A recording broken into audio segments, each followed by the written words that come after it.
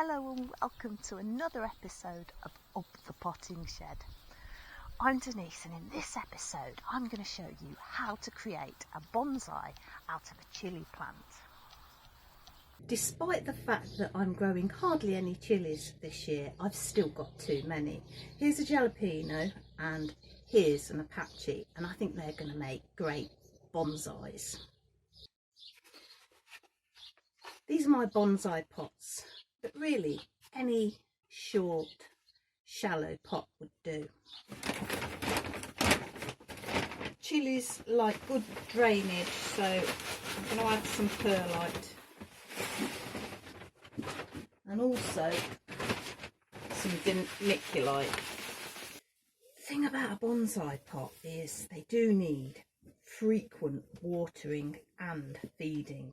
If you think about it, there's not a lot of room for nutrients in any of your potting soil mixes in there, and it's going to dry out pretty quick in the sun. So the vermiculite will help with moisture and the perlite's going to help with drainage.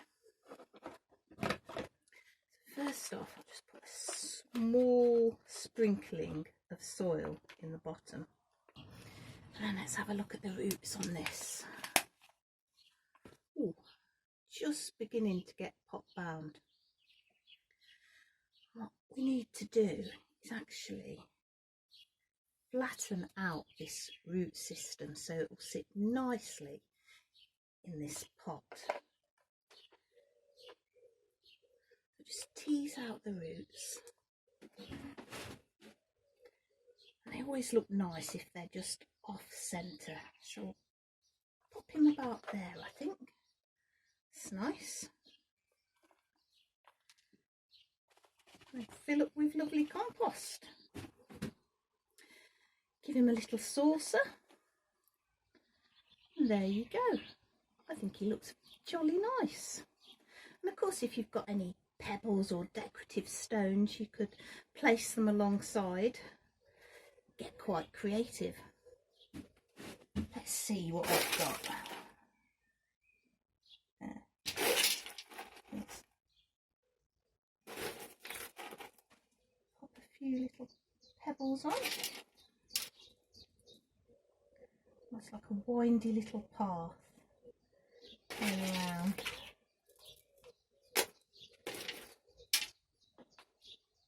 Or a dried up stream. Very feng shui. It really is as simple as that. So next up, we shall do exactly the same. So remember, a shallow pot, just start off with a little bit good quality all-purpose compost at the bottom, ideally with vermiculite and perlite. Select a plant. You want one that's not really too tall but just starting to take off. This is the jalapeno. Less root bound than the apache. So just very gently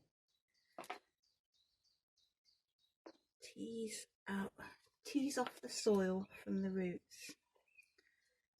Again, pop him just off centre. Isn't enough room for a lot of nutrients in the soil. This is going to need feeding every single time you water. I use chili focus. You could also use a tomarite, whatever really, but a little bit less strength, about half strength, but every single time. And of course, in true bonsai style, you can snip away. I like to sort of leave them at first to really get going. And then as it starts to form flowers and buds, at that point, I'll shape it. So this time, I think I'll do a little white pack out of perlite. Windy path down.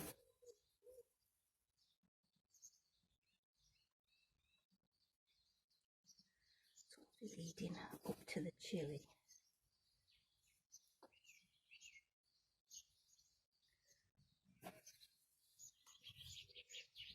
Give him a little saucer.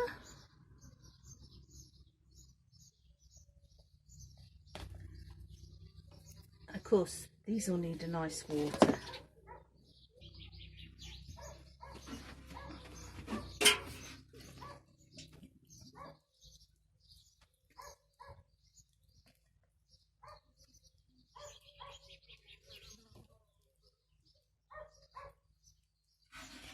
It's a fun little thing to do, but there's a more serious reason that I create bonchis. I've been creating bonsai chilli plants for about 4 years, and so far I've never lost one over winter. Creating a bonsai chilli is a fun thing to do, but actually it's a great way of getting a head start on next season. It's also a fun thing to do if you've run out of time this year to get a good harvest. All the time you'll hear people saying, is it too late to grow a chilli? Is it too late? Well, probably at this point it's getting a little bit too late, but not if you grow a bonsai chilli. You've got time to start a chilli off from seed, let it grow a bit, and then pop it in this tiny pot, and you know, there's a really good chance that you'll get a harvest of chillies off of it. Sometimes they're a little bit smaller, but it's still a really fun thing to do.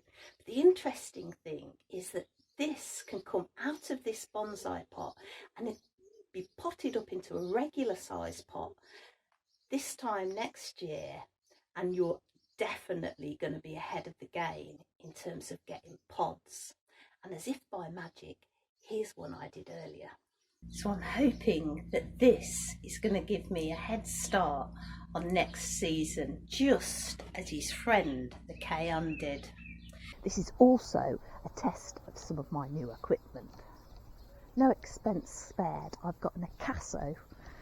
That's the cheap version of the GoPro. Very cheap. All good exercise as I wander around the garden.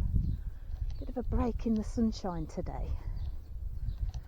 I'll go up through the polytunnel, which isn't finished yet, but fingers crossed this weekend. As you can see, I've gone for a mesh bottom on one side of it. My hope is that this is going to cut down on a lot of the mould and mildew issues that I'll inevitably get late in the season, early in the season, and certainly through winter. Yeah, it will be cooler. Suck it and see. If it doesn't work, I'll replace the mesh with polythene. So, into the greenhouse. It's all doing rather well. I've got my cucumbers romping away there in the background. So that's the Burt Bliss and the Paris pickling cucumber. Next to that we've got the Czech wax and the Turkish delight, and there are the tomatoes.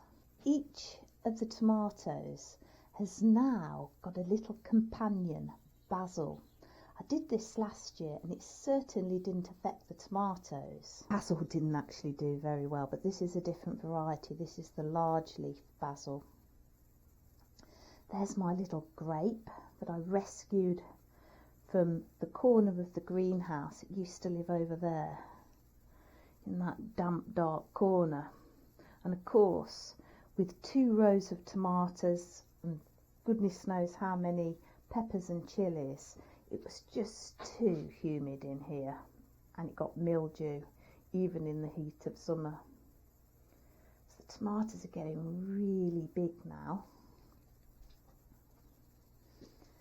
And you can see I'm using the twine method. So it goes up and connects to the pole at the top there. One of my favourite things every year is to work out how I'm going to train the cucumbers. And this year they've each got a separate cane.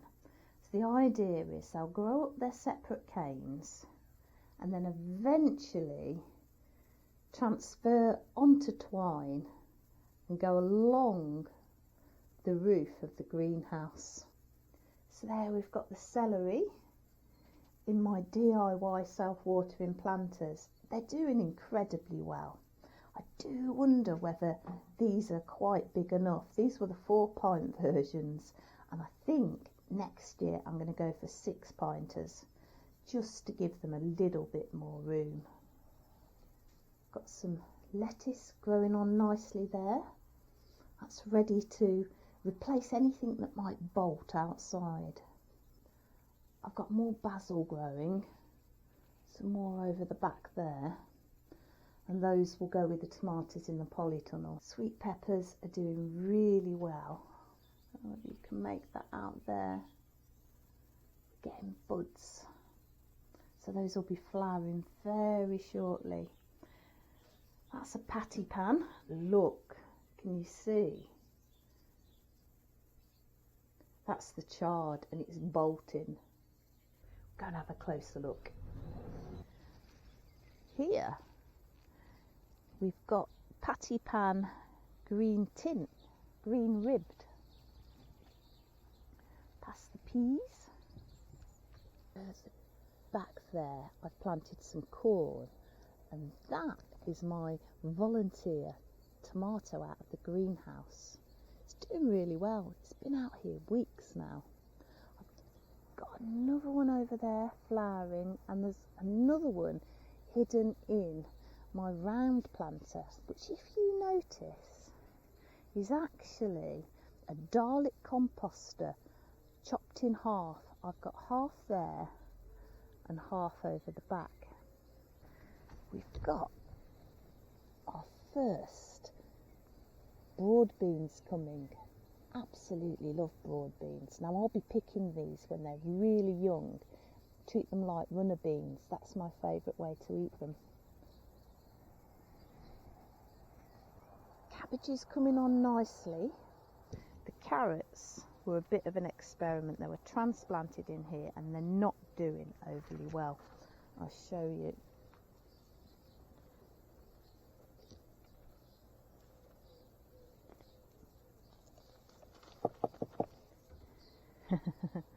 That's what happens when you transplant a carrot. And it looks like it's getting nibbled by something. So the carrots will be coming out of here. I'll leave the cabbage, keep a close eye on it, but I think I'll be better off with some squash in there. Those are the purple beans. You can see all of the currants. I normally get a really nice crop of currants. So tucked in behind some leeks and beetroot, got some red currant. Look at that rose. Those are going to move out of the secret garden. I've got a little raised bed tucked underneath a holly tree. It's quite shaded and I think that's going to be perfect. All of my coriander is starting to go to seed. Oh, look at the chard. I'll harvest those. I'll get a few meals off before it flowers. Oh, might be too late. Oh, there's a flower coming. But my word, just look at this lettuce planted in a strawberry planter. As I mentioned, it's Morton's secret mix from real seeds, and it's a really fabulous selection of lettuce. All different colours, some crisp, some buttery. And one of my absolute favourites is this one here. Just look at that. And that's some spring onion, doing beautifully. Another thing I've got in here, you can find some, here it is. This is cutting celery, and I'm absolutely loving this. So when I come and pick some lettuce, just pull off some of this cutting celery, and it seems to grow back within hours. It's lovely mild celery flavour. Another patty pan down there. The mint's growing on beautifully. So I'll go and show you the Oscar dwarf pea, which is in flower at the moment. It looks absolutely beautiful. Look at this. It's beautiful. So we've got peas. Lots of peas coming.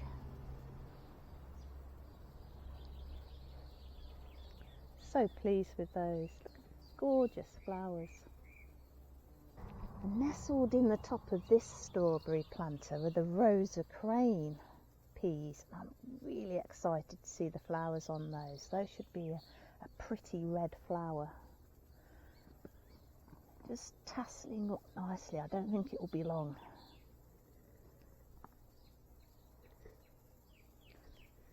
Those, oh, absolutely lovely. That's it for this episode of Up the Potting Shed. Until next week, take care.